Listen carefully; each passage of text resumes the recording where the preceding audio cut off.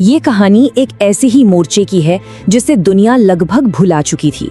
एक ऐसा रणनीतिक दरवाजा जो आज एक बार फिर दुनिया की बड़ी ताकतों के बीच टकराव का एक नया केंद्र बनता जा रहा है। समुद्र के इस विशाल फैलाव को GIUK गैप के नाम से जाना जाता है, यानी ग्रीनलैंड, आइसलैंड और यूनाइटेड किंगडम के बीच का समुद्री रास्ता। दशकों से दुनिया की बड़ी नौसेनाओं की रणनीति का केंद्र यही इलाका रहा है कि इस पर किसका नियंत्रण होगा। आज GIUK गैप की अहमियत को पूरी तरह से समझने के लिए हमें इतिहास के पन्ने पलटने होंगे। हमें शीत युद्ध के उस दौर में लौटना होगा जब ये गैप दुनिया की दो महाशक्तियों के लिए पानी के नीचे बिछी एक खतरनाक शतरंज की बिसात बन गया था।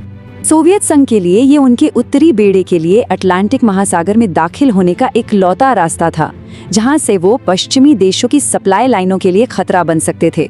वहीं नाटो के लिए ये एक ऐसा चोक पॉइंट था, एक ऐसी नाकेबंदी जिसकी हर कीमत पर हिफाजत करनी थी। 1960 के दशक में यांकी क्लास जैसी सोवियत बैलिस्टिक मिसाइल पनडुब्बियां बहुत ताकतवर तो थीं, लेकिन वो बहुत ज्यादा शोर करती थीं। अमेरिका तक मार करने के लिए उन्हें इसी गैप से गुजरना पड़ता था और इसी वजह से वो आसानी से पकड़ में आ जाती थी। और यहीं से पानी के नीचे हथियारों की एक ऐसी होड़ शुरू हुई जो दशकों तक चली। एक तरफ नाटो पानी के नीचे सुनने वाले एडवांस्ड सिस्टम लगा रहा था, तो दूसरी तरफ सोवियत संघ और भी शांत और घातक पनडुब्बियां बना रहा था। ये एक कभी न खत्म होने वाला चूहे बिल्ली का खेल था। शीत युद्ध खत्म होने के बाद इस गैप में एक अजीब सी खामोशी छा गई थी। ऐसा लगा जैसे ये मोर्चा इतिहास बन चुका है, लेकिन अब एक ज्यादा आक्रामक रूस ने इसे फिर से दुनिया की रणनीतिक सोच के केंद्र में लाकर खड़ा कर दिया है। हाँ, ये सच है कि आज रूस का नॉर्दर्न फ्लीट संख्या में अपने सोवियत दौर के मुकाबले बहुत छोटा है, लेकिन इसकी आधुनिक क्षमताएं एक नए और शायद पहले से कहीं ज्यादा खतरनाक तरह का खतरा पेश करती हैं। अब जोर संख्या पर नहीं बल्कि गुणवत्ता पर है। रूस के पास ऐसी नई पनडुब्बियां हैं जो अपने पुराने संस्करणों के मुकाबले कहीं ज्यादा शांत, तेज और घातक मार करने वाली हैं। इस नई ताकत की अगुवाई कर रही हैं यासिन क्लास जैसी पनडुब्बियां। यह एक ऐसा प्लेटफॉर्म है जो अपनी खामोशी और अपनी जबरदस्त मारक क्षमता दोनों के लिए जाना जाता है।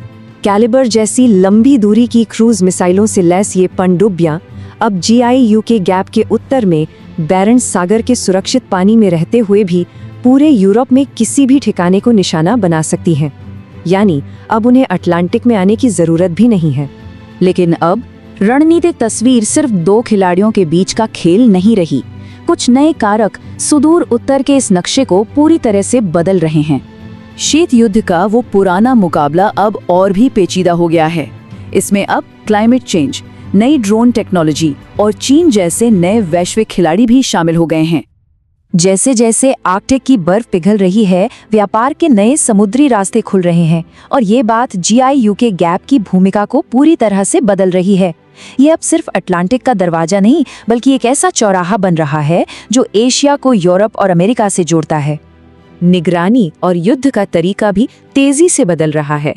अब इन विशाल समुद्री इलाकों में गश्त करने के लिए मानव रहित ड्रोन्स, नावों और पानी के नीचे चलने वाले वाहनों पर निर्भरता बढ़ रही है, जो चुपचाप दुश्मन की हर हरकत पर नजर रखते हैं। और अब इस खेल में एक नई महाशक्ति की एंट्री हुई है, चीन। उसकी आर्थिक और रणनीतिक महत्वाकांक्षाएं अब तेजी से आर्कटिक तक पहुंच रही हैं, जिससे वो अपने पोलर सिल्क रोड का एक अहम हिस्सा बनाना चाहता है। इस नए दौर को ग्रे जोन प्रतिस्पर्धा के नाम से भी जाना जाता है। इसका मतलब है कि देश खुले तौर पर युद्ध नहीं करते बल्कि खुफिया तरीके से एक दूसरे को कमजोर करने की कोशिश करते हैं। और इसमें सबसे बड़ा खतरा उन समुद्री डेटा केबल्स को है जिनसे दुनिया का 97% इंटरनेट और कम्युनिकेशन चलता है। ज्यादा खिलाड़ी, नई तकनीकें और तेजी से बदलता पर्यावरण, इन सब के साथ GIUK का भविष्य पहले से कई ज्यादा जटिल और अनिश्चित हो गया है। ये एक ऐसे ज्वालामुखी की तरह है जो शांत दिखते हैं पर कभी भी फट सकता है। इस नए खतरे के जवाब में नाटो ने भी इस क्षेत्र में अपने कमांड्स को फिर से सक्रिय कर दिया है और नौसैनिक अभ्यास बढ़ा दिए हैं। वो 21वीं सदी के लिए पनडुब्बियों को खोजने और उन्हें नष्ट करने की उस पुरानी और जटिल कला को फिर से सीख रहे हैं। ये कठोर और चुनौतीपूर्ण माहौल एक बार फिर नई सैन्य तकनीक के विकास को बढ़ावा दे रहा है। ऑटोमेटिक सेंसर नेटवर्क से लेकर नए हाइपरसोनिक हथियारों तक भविष्य के युद्ध की तैयारी शायद यहीं इसी ठंडे पानी में हो रही है। GI UK लौट आया है, लेकिन इस बार ये शीत युद्ध की कोई भूली बिसरी कहानी नहीं, बल्कि एक ऐसा अहम अखाड़ा है जहां हमारे समय की भू राजनीति, पर्यावरण और तकनीक की धाराएं एक साथ मिल रही हैं।